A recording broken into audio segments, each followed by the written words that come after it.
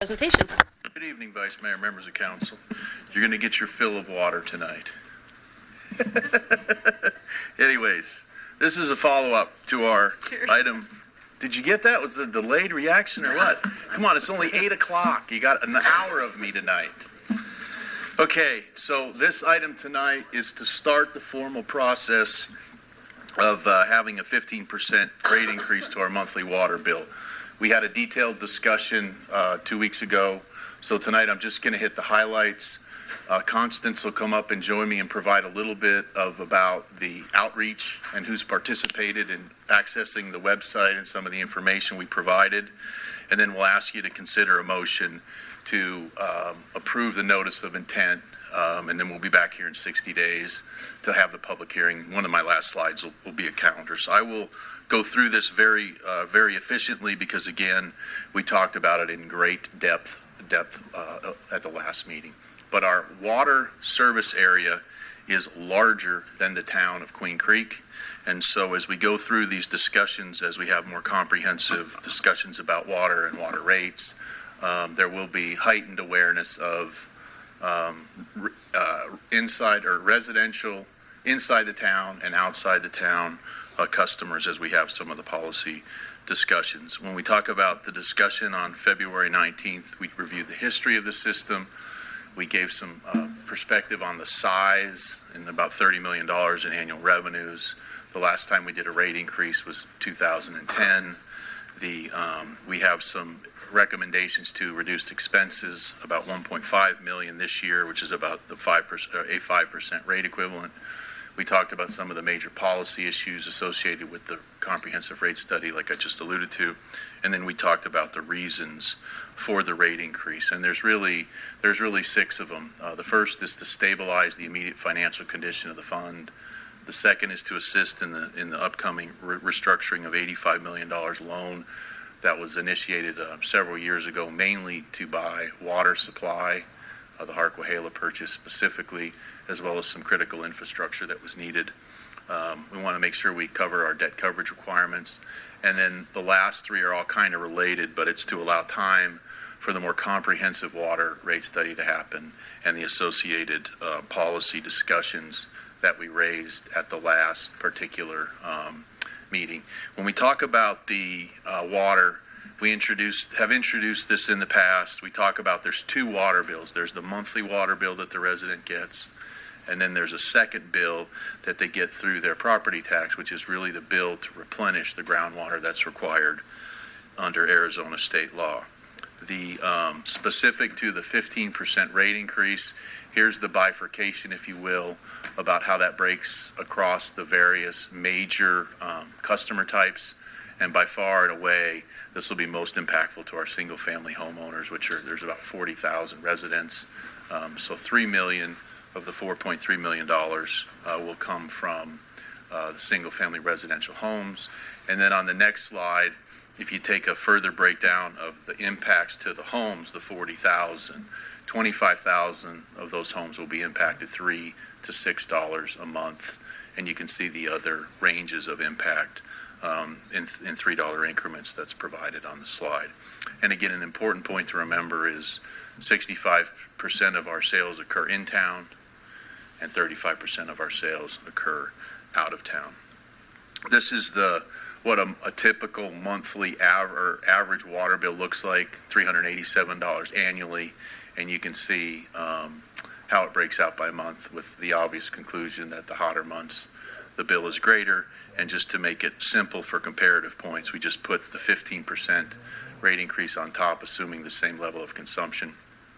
And you can see again on the months where it's not at its highest, that rate is increased about $4, and then in the middle there in August, which is the peak, is the $6. So that's how we get to that range that I alluded to earlier.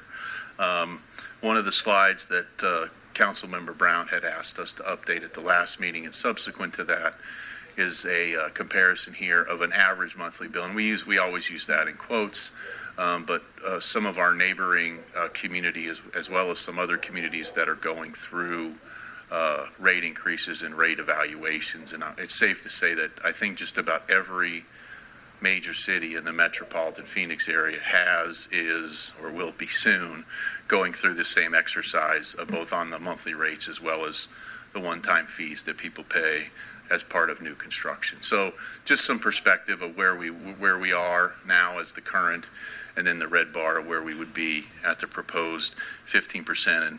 And this is only as good as February 24th of 25. This changes as the various legislative bodies take action.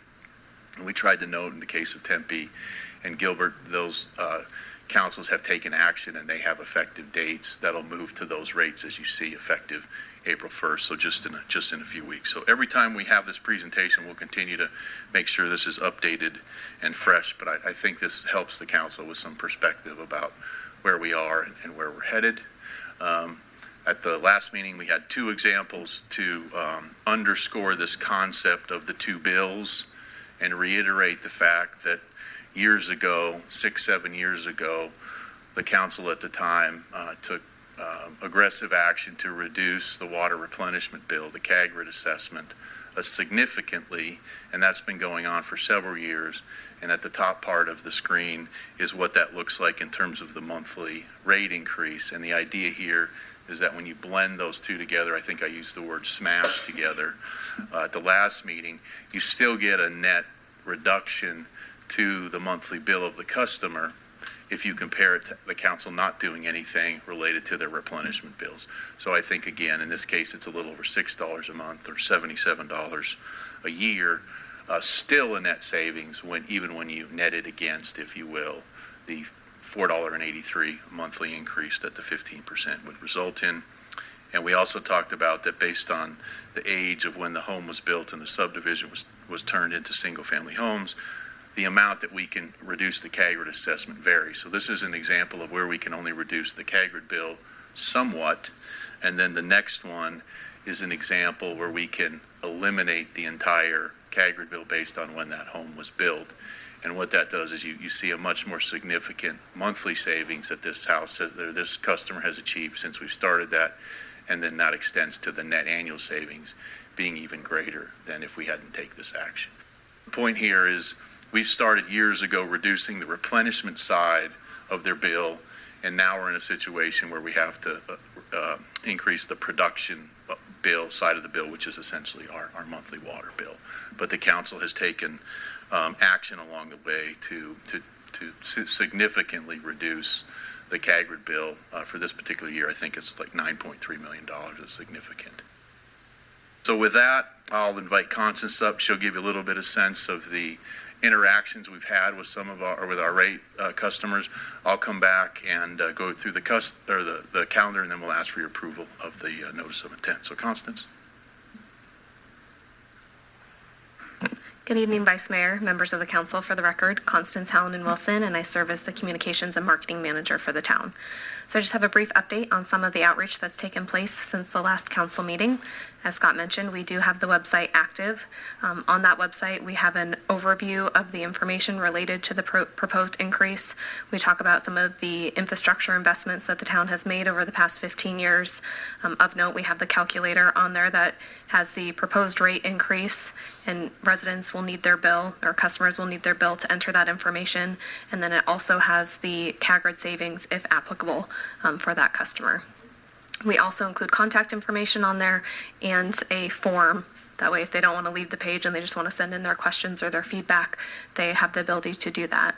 So in the 14 days that's been active, it's had 1,200 total views, and to date, we did receive one today. We've received 3 online responses. So far, it's been a mix of questions and just don't raise my rate was one of them. So a mix of feedback so far on that. That is where we're directing everybody to go. So all of the following outreach is directing people back to that page. Because it's a lot of information, we're limited on what we can put in the different communications, but that really is our landing page. So we expect to see that number continue to grow as we direct more people there. We sent a news release out on February 20th that had a 44% open rate, and there have been articles in both local papers, the Sun-Times and the Independent. They also ran another article leading up to this council meeting. So each of those publications have had 2 articles related to the topic. We posted a video on social media that's also available on that landing page.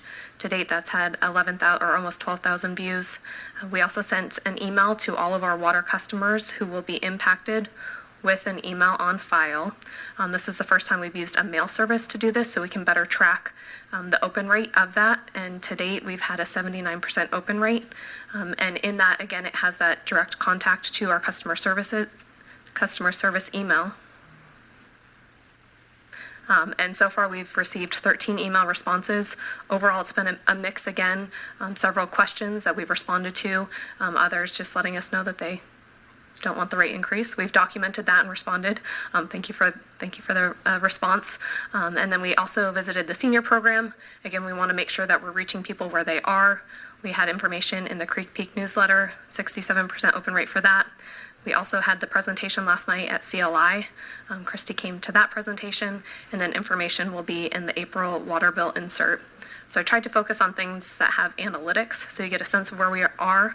We also sent out a general e-blast to all of our HOAs and our boards and commissions, and then we also do have that signage up, the A-frame signage that directs people back to the landing page at some of our high traffic areas. So that's a recap of what we've done to date. As a reminder, following the May 7th council meeting, based on what action is taken, we will basically repeat this communication, but also adjust as necessary based on what's resonating, and make any adjustments over the next several weeks that we see as well.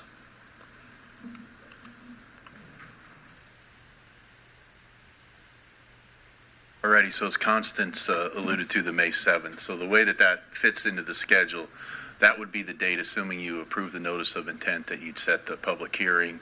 And then on that agenda, you'd have up for action the approval of the rate increase. The way this works under state law, there's 2 notice periods. So you'd approve the notice of intent. Today, we'd publish that notice. It has to sit out there for 60 days. That basically gets us to the May 7th, where you would take action on the rate increase. And then once you take action, it's a 30-day waiting period before the rates are effective. And then just based on our billing cycles and the fact that we do 4 billing cycles, and we want to start this with the first of 4 in a month, the actual bill that the customer received with the new rates would be the week of July 29th. So again, here we are in early part of March, and through this process, they would actually feel the effect of the rate increase towards the end of July. So there's a lot of process and communication throughout this period. Constance and her team have done a good job. My staff has done a good job doing the videos and being out in some of these public forums. And I'm pleased with the way that we're approaching and the notification that we're providing the public. So I'm here to answer any questions about the notice of intent, or if you have any more thoughts about how we're reaching out to our customers. Constance is here as well to respond to that. Thank you so much for that presentation. We do have either a question or comment from Councilmember Brown. Thank you, Vice Mayor. I am pleased with the feedback that I've gotten. I have owned the issue and been quite open and shared it publicly via social media channels, and have probably similar numbers. I know in one place there were some 7,000 views, 900 engagements, and almost all of the feedback has been positive. There's one question that has come up for me that I'd like to pose to staff for you, Scott. With respect to HOAs, those folks are probably a hodgepodge of fiscal years, some doing their budgeting on a calendar basis, and some doing it on some other fiscal year, similar to the way a state or a city or a county does. What is anticipated for some of the HOAs to be the increase, and how would we have, if it's quite a lot, if it's a certain percentage threshold over their current year's budget, would there be a way to figure that out so that they don't wake up with a surprise? Good question. I don't know if, Constance, if that's come up in the public outreach you've had, but my response tonight would be twofold.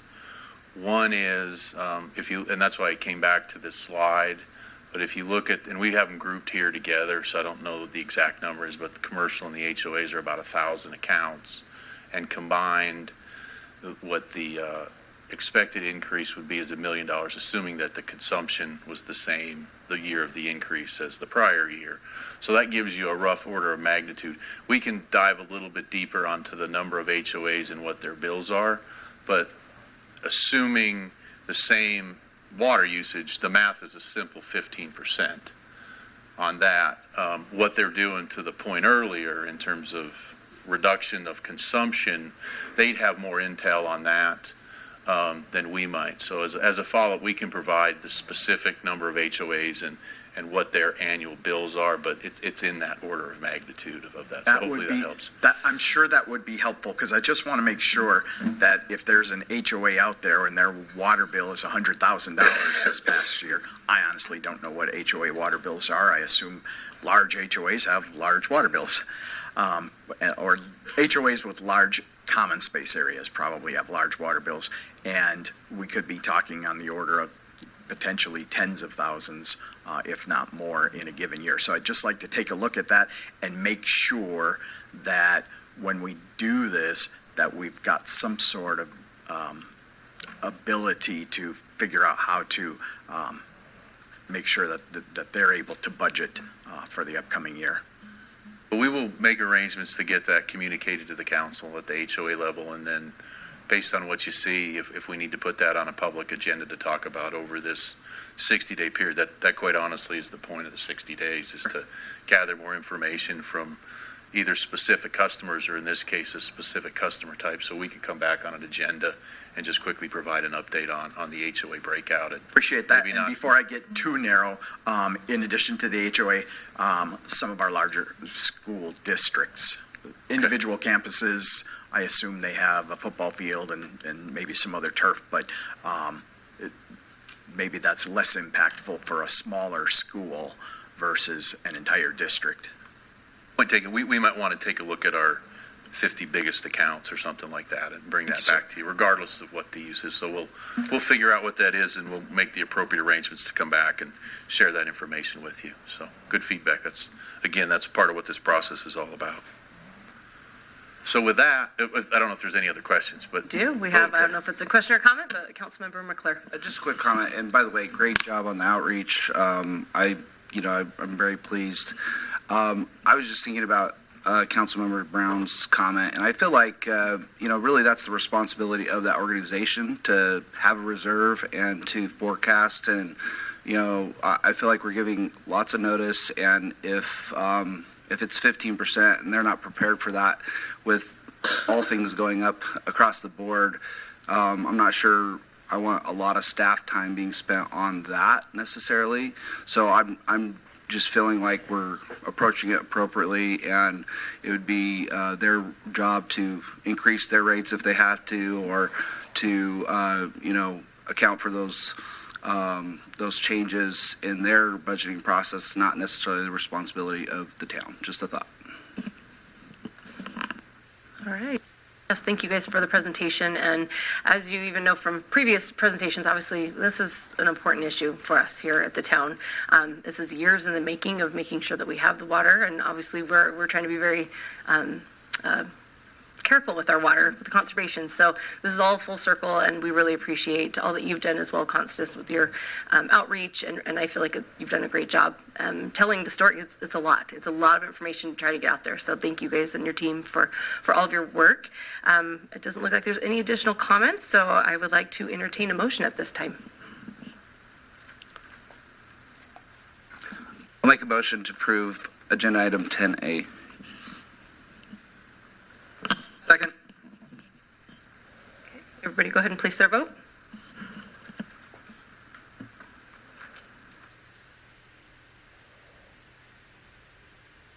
And that does pass unanimously. Thank you. All right.